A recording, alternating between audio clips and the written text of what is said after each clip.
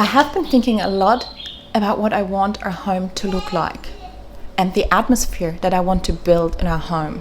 And I've realized that for a long time I was just copying what I saw other people do, or trying to anyways, and to implement those same things in my home. I wanted our house to look perfect, like on all those nice Pinterest photos. I wanted my children to do all those fun educational activities, but I started noticing that I actually don't want a busy, overstimulating home. And I don't want a Pinterest perfect one either. I want something much quieter than that. A home that serves our family. One that helps us lift our eyes towards what really matters.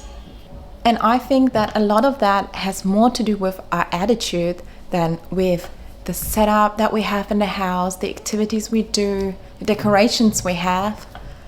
Like, don't get me wrong, it's nice to do things with our children, and aesthetics really do matter. But I think that really often we let those things hold us up. We don't have to make up all these crazy activities to keep our children entertained. We can just involve them in our own lives. And also with aesthetics, yes, we want a nice and comfortable house, but we want aesthetics to serve us and not stress us out. Because how often do we feel like we can't really improve the home unless we have certain things or a certain setup?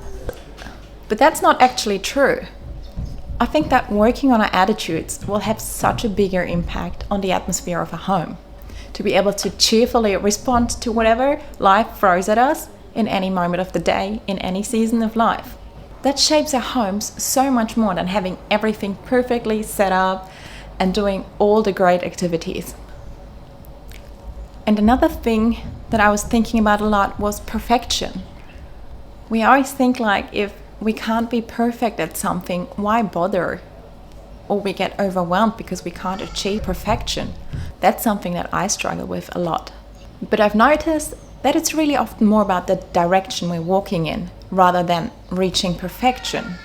Only Christ is perfect, so we can't reach it anyways.